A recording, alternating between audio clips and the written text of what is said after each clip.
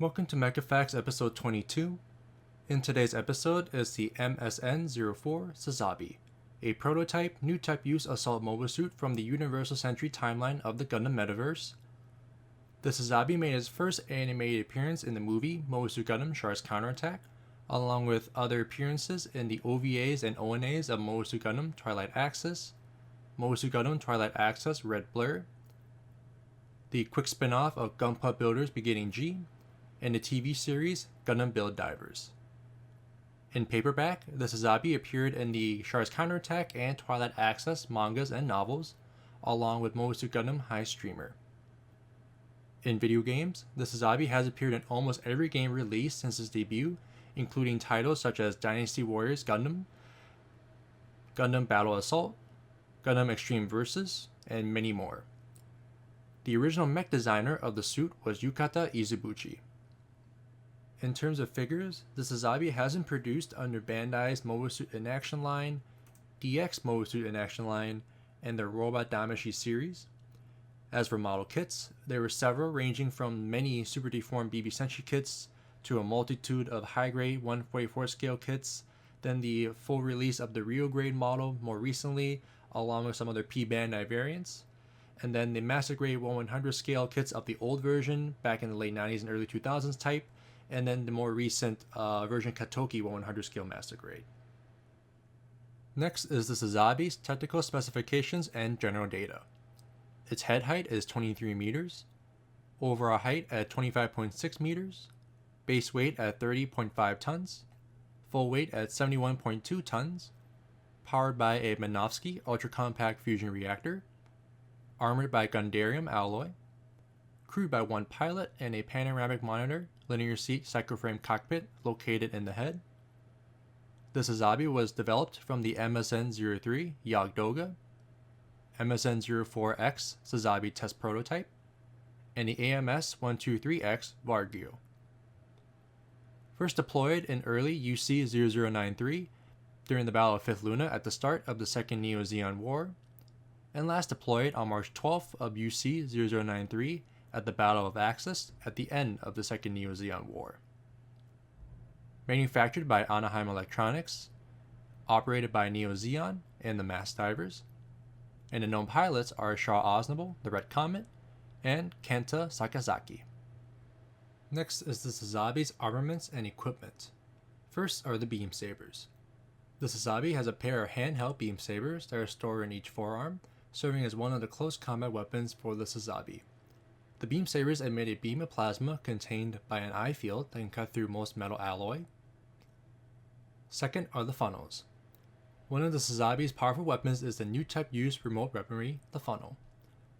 The Sazabi stores up to 6 funnels in its backpack-mounted storage pods, each having a power rating of 10.6 megawatts. Although the funnels themselves are the same as the ones used on the Yagdoga, the Sazabi's funnel rack can recharge the funnels unlike the ones found on the Yagdoga, which are just storage. Short Osmo has shown that these funnels can attack at great distances and are ideal when dealing with opposing missiles, mobile suits, and other funnels. Next is the Scattering Mega Particle Cannon. The Sazabi mounts a Scattering Mega Particle Cannon in its lower torso, where it is connected directly to its power generator. The Mega Particle Cannon has a power rating of 8.8 megawatts, and the beam emitted is an unusually wide beam that can destroy multiple mobile suits in a single shot. Fourth is the Beam Shot Rifle. The Beam Shot Rifle is a hand-carried, ranged beam weapon that was designed to be used by the Sazabi. It is larger than most other average beam rifles and is powered by a rechargeable energy cap and has a power rating of 10.2 megawatts. A unique feature of this rifle is that it has 2 barrels, one for firing normal beam shots and the other for firing scattershot-like beam blast. The latter is similar to that of a shotgun, where it fires wide beams over a greater area but in short range. Fifth is the Long Beam Rifle. This is an optional handheld weapon for the Sazabi, mainly used for long-range assault. It is rarely seen, but it is available as part of its armaments. Next is the shield. The Sazabi is equipped with a large shield on its left forearm. The shield mounts 3 small missiles that can heavily damage a mobile suit, but not a large warship. The shield also holds a storage rack for the Sazabi's Beam Tomahawk. Next is the Beam Tomahawk. Stored on the back of the shield, the Beam Tomahawk is the Sazabi's most powerful melee weapon besides the beam sabers and mounts 2 beam emitters. Taking advantage of the flexibility of the eye field and its generators, the Beam Tomahawk can emit a pair of beam blade axes on either side or combine all together for one large beam saber. Next are the external propellant tanks. The Sazabi mounts external tanks for propellant storage. This greatly extends its operating range and enables it to stay in combat longer. When the propellant is consumed, the tank can be discarded to reduce the mobile suit's weight. These tanks use a 2-layer system, with one layer containing propellant and the other holding extra coolant. Last is the Saikamu system. A Saikamu is a device connected directly into the user's thoughts, through which the user can manipulate it using his or her mind. The name derives from psychic and communicator. In essence, the Saikamu system works by passively scanning brainwaves of Newtype pilots, amplifying them in order to send the brainwave signal over long distances into a certain object. Since brainwaves are not affected by radio interference properties of the Minovsky particle, it was first mainly used for mentally controlling remote weapons, such as funnels or fin funnels. However, as this technology progressed or advanced, it was used to increase the response times of Newtype pilots and their mobile suits. However, it is known to be unpredictable. Last is the Sazabi's history and lore. The Sazabi will begin its history upon the return of Shar Ozable, the legendary Xeon Ace, who returns in the early UC90s to establish the second Neo-Xeon movement. Shar would commission Anaheim Electronics to produce a custom mobile suit for his Newtype abilities and superb piloting skills. The result would be the MSN-04 Sazabi, which is bigger than the average mobile suit of the era, but was still highly performing and maneuverable, and it was painted in its trademark red color. The Sazabi was used by Shar to personally lead the Neo-Xeon forces in the battle against the Earth Federation's London Task Force, especially against his old arch-rival Amuro Ray and his RGZ-91 Rigazi, and later on his RX-93 New Gundam. To be more accurate, Shar led a defensive battle against Lando Bell, as his Neo-Xeon did not have the manpower or the resources to fight extensive battles for territory. Instead, they relied on the strategy to accelerate asteroids and drop them onto Earth to create a nuclear winter. The Sazabi would make his combat debut in one of the first battles of the Second Neo-Xeon War. During Neo-Xeon's operation to drop 5th Luna onto Earth, Shar would use the Sazabi to battle Amuro Ray and his Rigazi. However, the battle was almost one-sided as the Rigazi was not able to keep up with the more powerful Sazabi and was nearly destroyed, thus forcing Amuro Ray and Lando Bell to retreat as 5th Luna entered Earth's atmosphere, causing major damage.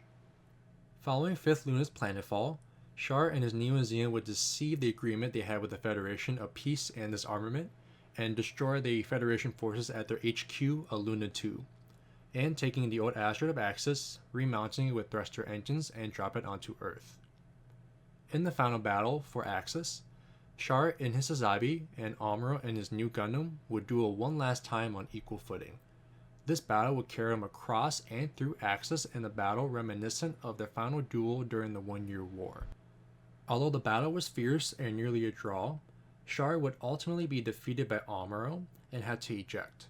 However, Amuro would capture Shar's escape pod and take him with them as Amuro pushed Axis away from Earth during his planetfall. Following the Second Neo-Xeon War, both Shar and Amuro will be declared missing in action, never to be found again. However, the wreckage of the Sazabi would remain on the outer surface of Axis for the years to come. The wreckage will be found again in late UC-0096 by Arlette Almich, a former Xeon engineer who was part of the Federation's Mastema investigation team to learn more about the events of the Second Neo-Xeon movement and also cover up the existence of Psychoframe and its threat. On another note, following the Second Neo-Xeon War, Anaheim Electronics would use the data of the Sazabi and the New Gundam as the basis for the MSN-06 Sinanju Stein, which would then later give rise to the MSN-06 Sinanju and the RXO Unicorn Gundam. And that concludes this episode of Mecha Facts on the MSN-04 Sazabi. I hope you guys enjoyed this episode, and I'm really glad to be back making these again. If you liked the video, click that thumbs up button. If you disliked it, please double click that thumbs down button. If you like the mobile suit in particular, or have any requests, or want to start a conversation, use the comment section down below. And also hit that subscribe button with that bell to stay up to date on new episodes and new premieres and new videos as I keep posting on the channel. Other than that, guys, thanks for watching, and I'll see you guys next time.